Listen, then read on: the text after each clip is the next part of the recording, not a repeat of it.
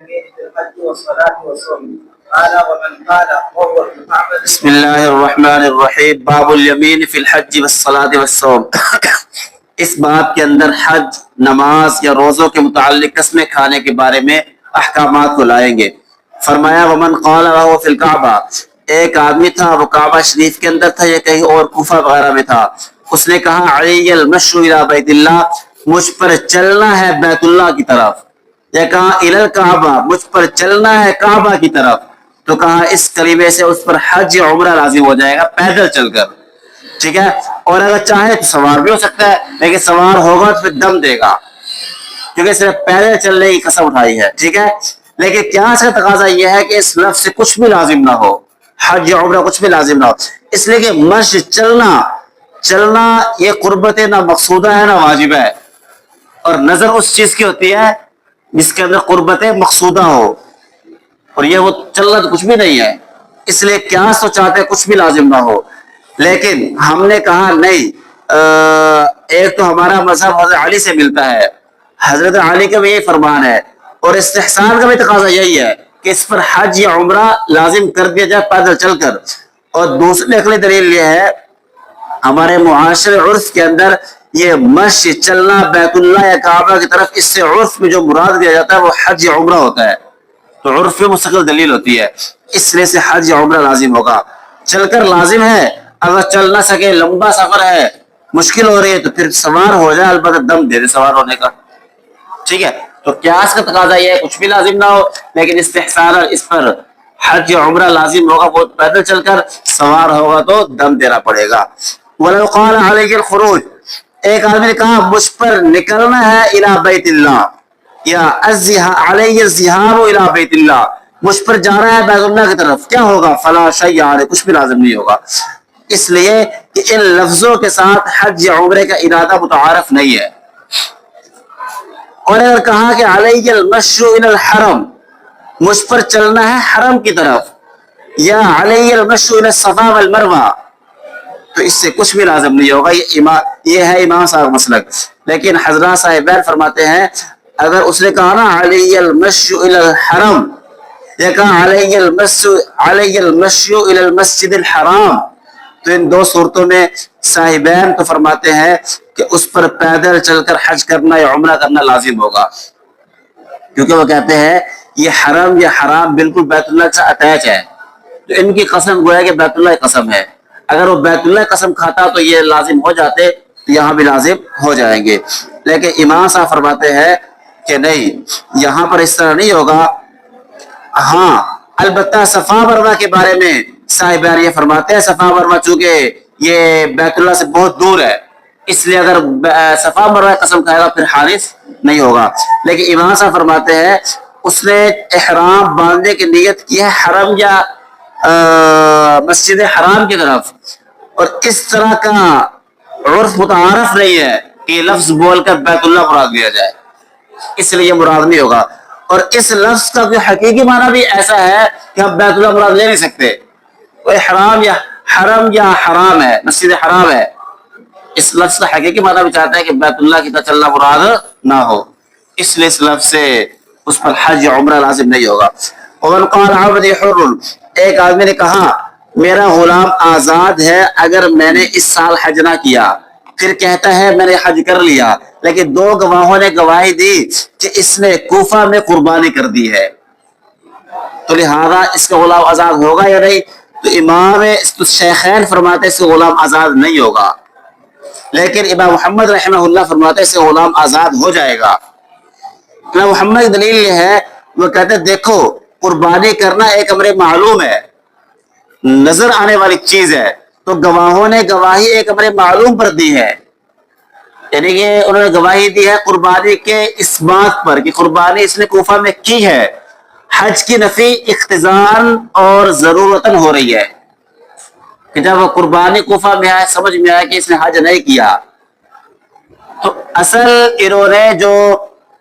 کیا کہتے ہیں شہادت دی ہے وہ ایک امر معلوم قربانی کے اس بات پر دی ہے، حج کی نفی قضاء اقتضاء اور ضرورتاً ہوئی ہے، سمجھ میں آگئی بات، اس لیے اس کی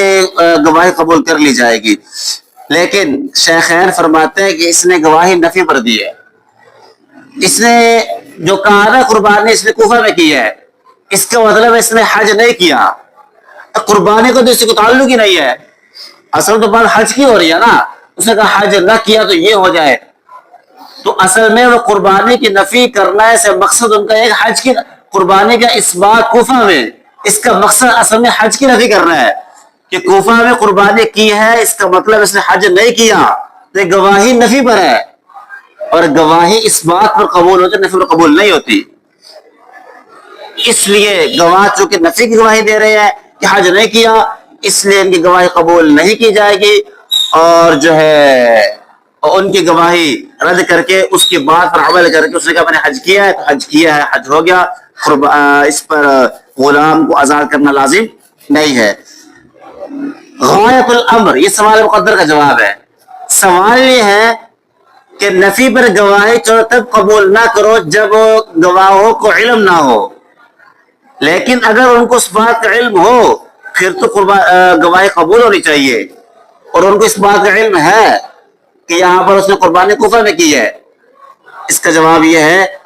کہ معلوم ہونا نہ ہونا امر مخفی ہے، ہمیں کیا پتہ اس کو معلوم ہے یا نہیں، امر مخفی ہونے کی وجہ سے ہم اس کا اعتبار نہیں کریں گے، بس ہم نے ایک کہنا بنا دیا کہ نفی پر گواہی قبول نہیں ہے، لہذا علم ہے تب بھی قبول نہیں ہے، علم نہیں تب بھی قبول نہیں، اس لیے کہ علم یا علم نہ ہونا یہ ایک اندر کا مسئلہ ہے، ظاہر سے اس کا تعلق نہیں ہے، شک پڑ گیا، شک کی وجہ سے ہم نے آسانی کی خاطر کہا بس جہاں نفی ہوگی وہاں گواہی قبول نہیں ہے، تو جہاں گواہی در اصل نفی پر ہے، اس نے حج نہیں کیا، ورنہ قربانی کا اس بات یا نفی اس کا اس سے کوئی تعلق نہیں ہے، سمجھ میں آگے بات، اس لیے گواہی قبول نہیں ہوگی، اور جو ہے اس نے کہا کہ میں نے حج کر لیا تو حج کر لیا، حج ہو گیا، غلام قضا کرنا لازم نہیں ہے۔ ومن حلف لا يصوم، ایک آدمی قسم اٹھائے کہ روزہ نہیں رکھے گا، لا يصوم، پھر اس نے ایک گھڑی کے لیے روزے کی نیت کر لی، ایک آدھ منٹ کے لیے، دو چار منٹ کے لیے، آدھے گھنٹے گھنٹے کے لیے، پھر اس نے افطار کر دیا، اپنی قسم میں یہ حانث ہو جائے گا، کیونکہ صوم کا معنی امساک، رکنا ایک لمحے کے لیے بھی ہو سکتا ہے، تو رک گیا ہے، اس لیے جو ہے اس پر اپنی قسم میں وہ حانث ہو جائے گا۔ وَلَوْ حَلَفَ لَا يَصُومُ يَوْمًا أَوْ صَوْمًا، ایک آدمی نے کہا کہ لا يصوم یومن، کہ ایک دن روزہ نہیں رکھے گا، یا لا يصوم صومًا، ایک کامل روزہ نہیں رکھے گا، پھر اس نے تھوڑی دیر توقف کیا پھر افطار کر دیا، تو یہ حارث ہو جائے گا قسم میں، کیونکہ یہاں یومن کے لفظ ہے، یوم کا مطلب پورا دن، یہ صومن ہے مطلب کامل روزہ، تو کامل روزہ کب ختم ہوتا ہے؟ فجر سے لے کر مغرب تک، اس لیے ایک آدھ گھنٹے کا اگر یہ امساک کرے گا تو صومن یا یصوم صومن شمار نہیں ہوگا، تو قسم میں وہ حارث بھی نہیں ہوگا۔ وَلَوْ حَلَفَ لَا يُصَلِّ، ایک آدمی قسم اٹھائی نماز نہیں پڑھے گا، پھر کیا کیا؟ فقامہ، قیام کیا، قرات کی، رکوع کیا، لیکن سجدہ نہیں کیا تو حارث نہیں ہوگا، سجدہ کر لیا تو پھر حارث ہو جائے گا۔ قیاس کا تقاضا یہ ہے کہ جو ہی نماز شروع کرے فوراً حارث ہونا چاہیے، لیکن جیسے روزے کے اندر ہوتا ہے، لیکن ہم کہتے ہیں نہیں، روزے کا مسئلہ اور ہے، یہ اس نے کہا میں نماز نہیں پڑھوں گا، صلاۃ، اور صلاۃ چند ارکان کے مجموعے کا نام ہے، قیام، قرات، رکوع، سجدہ، جب تک یہ ارکان نہیں ہوں گے وہ صلاۃ نہیں کہلائے گی،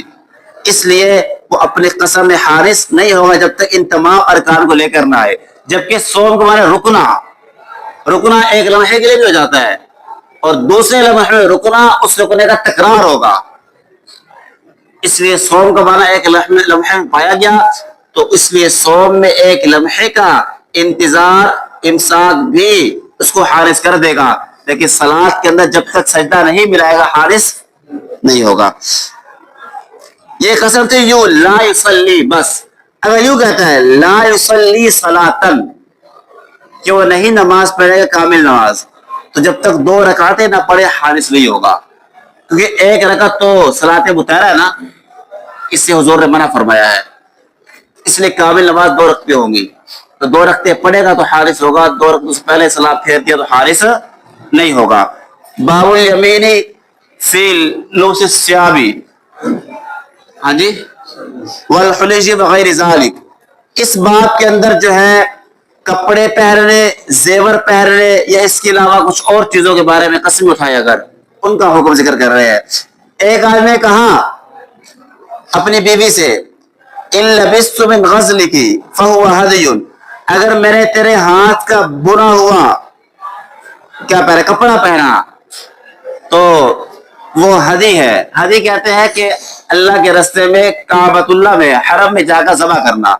اس کو ہدی کہتے ہیں. اس نے کہا اگر میں نے تیرے ہاتھ کا برا کپڑا پہن لیا تو حرم میں جا کر وہ ہدی اللہ کے راہ میں ذبح کر دیا جائے گا. پھر کیا ہوا، اس وقت اس کے پاس کوئی دھاگا وغیرہ نہیں تھا، مرد کے پاس نہ عورت کے پاس تھا.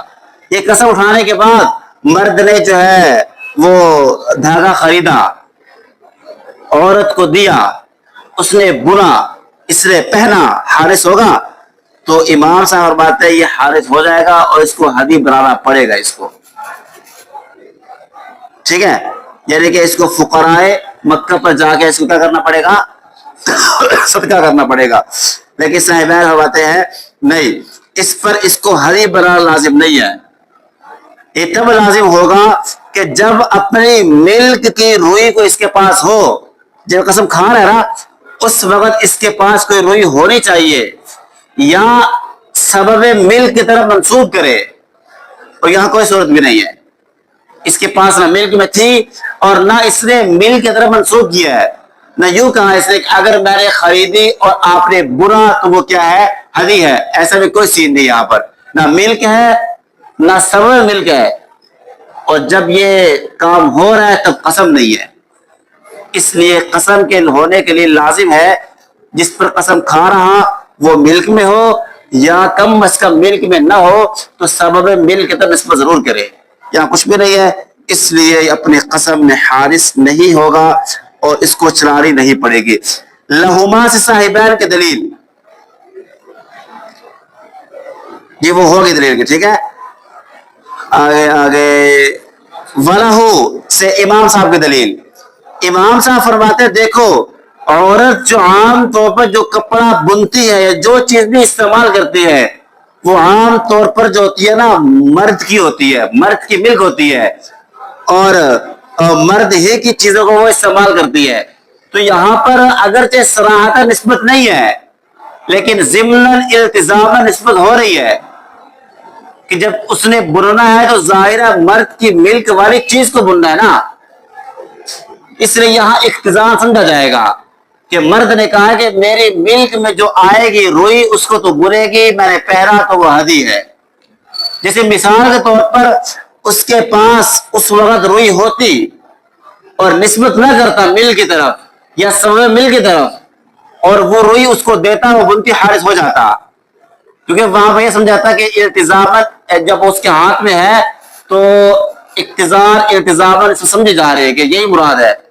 تو جب نہیں ہے تو وہاں پر بھی سمجھا جائے گا کہ اس کی مراد جو ہے وہی ہوگی جو اس کی ملک میں آئے گی اور عورت بنے گی اور اس کی ملک کی طرف منسوب ہوگی. تو گویا کہ اس کی کلام کے اندر یہ لفظ خود بخود آٹومیٹک سمجھا جا رہا ہے، اس لیے جو ہے گویا کہ سبب ملک کی طرف موجود ہے، اس لیے جب وہ خرید اس کو دے گا اور بنے گی یہ پہنے گا وہ حدیث پر لازم ہو جائے گی. من حلف لا يلبس حلیا، ایک آدمی قسم اٹھائی کہ زیور نہیں پہنے گا، اس نے چاندی کی انگوٹھی پہنی تو حارث نہیں ہوگا، کیونکہ چاندی کی انگوٹھی کو عرفاً شرعاً زیور نہیں کہتے. یہ مرد کے لیے استعمال جائز ہے لیکن مہر لگانے کے لیے، تو اس بطور زیور یا بطور خوبصورتی کے رہی ہے، یہ اس کے لیے بطور مہر لگانے کے ہے، تو حلی کا استعمال اس پر نہیں ہوتا ہے، اس لیے حارث نہیں ہوگا. لیکن اگر سونے کی پہنی پھر حارث ہو جائے گا، کیونکہ اصل میں اس کو زیور کہتے ہیں اور مرد کے لیے استعمال جائز بھی رہی ہے، اس لیے اگر زیور پہنا ہے اس نے حارث ہو جائے گا. ولو لبسا جی عقد اللؤلؤ، ایک آدمی نے جو ہے نا کہا کہ زیور نہیں پہنے گا، پھر اس نے غیر مرصع جڑا ہوا نہیں تھا، ایسی ڈلی تھی یہ جو بھی اس کو اٹھا کے پہن لیا تو حارث نہیں ہوگا. لیکن صاحبین فرماتے حارث ہو جائے گا. ان کی دلیل یہ ہے اصل میں زیور کہتے اسی کو ہے، چاہے وہ جڑا ہوا ہو چاہے جڑا ہوا نہ ہو، اور قرآن کریم کے اندر بھی اس پر حلی کا استعمال ہوا ہے، ٹھیک ہے. یعنی اسی کو جو یہ جو جڑا ہوا نہیں ہے اس پر قرآن کریم میں حلی کا لفظ استعمال ہوا ہے۔ وَلَهُ سے امام صاحب کی دلیل، امام صاحب کی دلیل یہ ہے، دیکھو عرف کے اندر جو زیور کہتے ہیں نا وہ مرصع کو کہتے ہیں، جو جڑا ہوا ہو، یعنی ہار بنا ہوا ہو، انگوٹھی بنی ہوئی ہو یا پازیب جو بھی ہو، وہ بنی ہوئی جو ہو اس کو حلی کہتے ہیں، جو جڑا ہوا رہا اس کو حلی نہیں کہتے عرف کے اندر، اس لیے اور قسموں کا مدار عرف پر ہوتا ہے، اس لیے وہ کہتے ہیں حارث نہیں ہوگا۔ اور فرمایا یہ اختلاف دراصل امام صاحب اور صاحبین کے زمانے کے اختلاف ہے۔ امام صاحب کے زمانہ میں حلی جو ہے جڑے ہوئے کہتے تھے، لیکن صاحبین کے زمانہ میں حلی جڑے ہوئے غیر جڑے ہوئے دونوں کہتے تھے۔ فتویٰ آج کے دور میں ہمارے زمانہ میں امام صاحبان قول پر ہے، جڑا ہوا پہنے یا غیر جڑا پہنے دونوں کو ہمارے عرف میں حلی کہا جاتا ہے، یہ زیور ہے، اس لیے دونوں صورتوں میں حارث ہو جائے گا۔ ومن حلف لا ينام على فراش، ایک آدمی نے قسم کھائی وہ فراش پر نہیں سوئے گا، بستر پر نہیں سوئے گا، اس نے کیا کیا بستر بچھایا اس پر ہلکی سی باریک چادر بچھا کر سو گیا تو حارث ہو جائے گا، اس لیے کہ چھوٹی چادر باریک چادر یہ بستر کے تابع ہے، تو گویا کہ چادر پہ سونا بستر پہ سونا ہے۔ وَإِن جُعِلَ فَوْقَهُ فِرَاشٌ آخر، اور اگر جو ہے اس کے اوپر اس بستر کے اوپر چھوٹی چادر نہیں بچھائی اس نے بلکہ اس کے اوپر ایک اور اس جیسا بستر بچھا دیا، اب حارث نہیں ہوگا، کیونکہ یہ شے کی مثل جو شے ہوتا ہے وہ شے کتابیں نہیں ہوتی،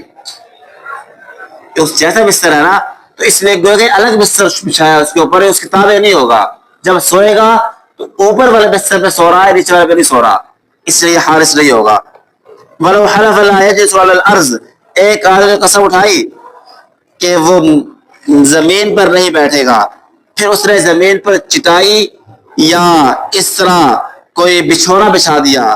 تو یہ حارث نہیں ہوگا، اس لیے کہ ان چیزوں پر بیٹھنے والا